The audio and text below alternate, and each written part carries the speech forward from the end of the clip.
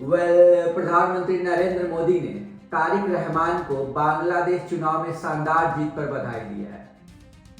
Phone पे हुई बातचीत में पीएम मोदी ने दोनों देशों को गहरे ऐतिहासिक और सांस्कृतिक संबंध पर जोर दिया है। आपको बता दूं, बांग्लादेश में चुनाव होना था, उसका रिजल्ट आ चुका है और तारिक रहमान भारी बहुमत के साथ बांग्लादेश का चुनाव जीत गया है। मोदी ने बांग्लादेश के लोगों को शांति, प्रगति, समृद्धि के लिए भारत की निरंतर प्रतिबद्धता को दोहराया है। साथ ही रहमान को उनके प्रयासों के लिए शुभकामनाएं और समर्थन भी दिया है। आपको बता दूं, तारिक रहमान काफ़ी टाइम से बांग्लादेश से बाहर रह रहे थे, लेकिन उसके बाद भी बांग्लादेश में आके चुनाव लड़ना और चुनाव जीत जाना ये बहुत ही बड़ी काबिलियत की बात होती है और तारीफ के लायक तो है तारिक रहमान। पीएम मोदी ने तारिक रहमान को चुनाव जीत पर बधाई दिया है। दोनों देशों के ऐतिहासिक सांस्कृतिक रिश्तों का भी जिक्र किया और भारत की शांति, प्रगति के प्रतिबद्धता दोहराया है।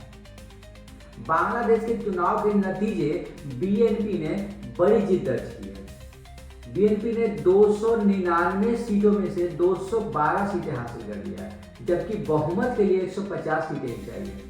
ये बहुत बड़ी बात होती है कि 299 में से 212 सीटें हासिल कर लेना, जबकि बहुमत के लिए 150 सीटें ही चाहिए। आपको बता दूं, बांग्लादेश में काफी टाइम से अल्पसंख्यक हिंदुओं को के प्रति क्रूरता और अत्याचार का मामला सामने आ रहा था, जिसके कारण वहाँ के जो कट्टरपंथ समुदाय है वो बहुत ही ज्यादा हावी हो गए थे। तो ऐसा लग रहा था कि बांग्लादेश में सत्ता परिवर्तन ऐसे हाथों में जाएगा जो बांग्लादेश की प्रगति के ओर ले जाए, और हुआ वैसे ही। तारिक रहमान को बांग्लादेश वासियों ने चुना है तो कुछ सोच के ही चुना होगा। आशा करते हैं कि आने वाले टाइम में भारत और बांग्लादेश के जो रिश्ते, जिसमें जो थोड़ी सी खटास पैदा हो गई, थोड़ी सी टकरार जो पैदा हो गया है, उसके बीच संतुलन बने और बांग्लादेश और भारत दोनों मिलके प्रगति के रास्ते पे आगे बढ़े। ऐसा हम और आप उम्मीद कर सकते हैं, क्योंकि बांग्लादेश का जो इतिहास है वो